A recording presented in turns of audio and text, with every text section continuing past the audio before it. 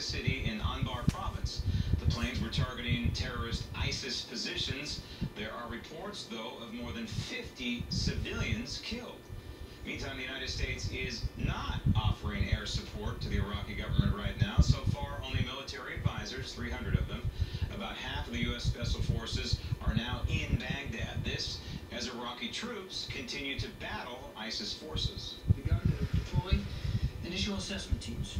2 special operations teams of approximately 40 personnel previously assigned to the embassy through the Office of Security Cooperation have started their new mission. In addition, approximately 90 additional troops assigned to help stand up the Baghdad Joint Operations Center have arrived on station in Baghdad. Within the next few days, these troops will be joined by 4 additional teams of approximately 50 people total who will deploy to Iraq from within the Central Command region.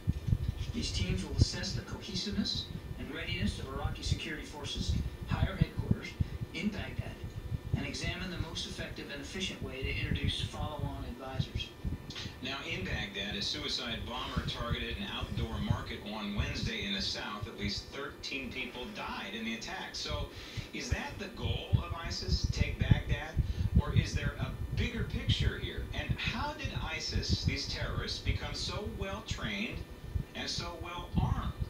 Joining me now, investigative journalist and Daily Ledger contributor, Kimberly DeVore.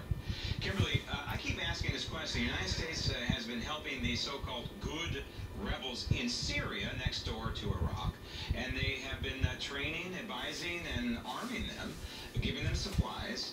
How do we separate in Syria the good rebels from the bad rebels? That would be ISIS. Yeah, well, intelligence agencies actually refer to them, they don't put the word good on it, they say moderate, and I guess you can take that for what it's well. Our intelligence services also use facial recognition. They're saying that is helping, at least somewhat, trying to figure out the situation. And they further go on to state that they are just going around and they're actually trying to get the president's foreign policy enacted. They get directives from the White House how they're supposed to respond to these situations. And right now, at least with intelligence, you have them saying that this isn't an intelligence failure, it's a policy failure. And then you've got, the White House saying, well, no, it's not. It's not a policy failure. So it's kind of, the blame game right now. And as a result, the terrorists have realized that they've got themselves a bonanza here. Okay, let's be less oblique here. The bottom line is the Obama administration has been training and fortifying the terrorist ISIS, and they've been doing it in Jordan, for example, and now ISIS has the training and the equipment. Yep, they do. And this is a story that I reported on, about 2 years ago, when the fight against Assad was, a little bit closer than it is now. We have been training. There are reports in Jordan and Turkey that a lot of the funding's coming from Qatar as well as the Kingdom of Saudi Arabia, who also would like to have a greater role to play in the Middle East. And we've been training these folks. I think when you look at what's going on right now, you're starting to see senior officials start to concede. At least we're now starting to see them concede that, yeah, we actually did train them. They are getting a hold of weapons. And let's not forget about Benghazi and all this as well. Where did all those weapons go? We're seeing where they all went. Right, and we are seeing, for example, Humvees. They come from one place. That would be us. And we're seeing them in Syria now. So clearly there is a link. But what if you back up and you try and look at the big picture here? I have some theories on the big picture. I think it's pretty simple. I don't think ISIS is really concerned that much about Baghdad. I think what they've gotten is what they like, and that's northern Iraq, because it's by the Euphrates. It's basically the old Mesopotamia. If you go in through Iraq and into Syria and then into Lebanon, that's what they're trying to do, the caliphate. I think that's the big picture here. I don't even know if they're that interested in Baghdad.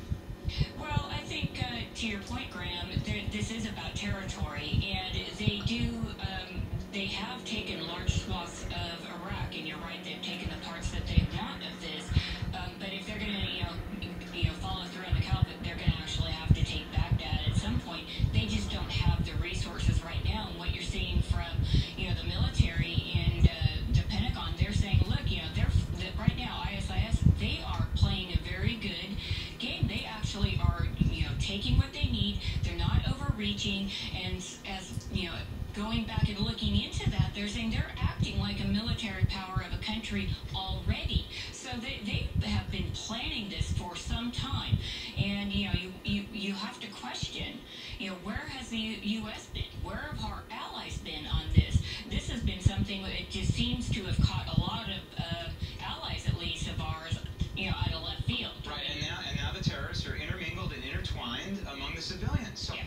how do you go in there and perform airstrikes? It's not going to happen. So the U.S. is completely painted into a corner here. Yeah, well, we had an opportunity to, strike out when they were traveling from Syria into Iraq on the Damascus road there. I mean, it's just desert. I mean, we had a great opportunity to get them, and a lot of military experts also said that was the opportunity.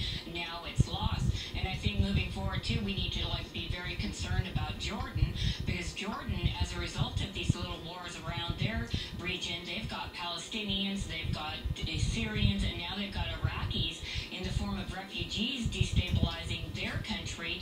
And you have the President of the United States, as well as John Kerry yesterday, coming out saying that they're fearful that Jordan will be next and will be the next target of ISIS. And today, a short while ago, you had Jordan's foreign minister saying, we are very nervous about this. We could actually find ourselves in the middle of a big fight, because we've got so many refugees here. We don't even know who's good, who's bad, what's going on, and they aren't, as organized as, say, a Qatar or a Saudi Arabia as far as their police state. So they're at great risk right now, and I think we watch that. And if that goes, Israel's going to be in a little bit of trouble there. Jordan's one of the last buffers for Israel, so this is something to be very concerned about. Very. Kimberly, thanks. Thank you. Well, next up, Tape Obama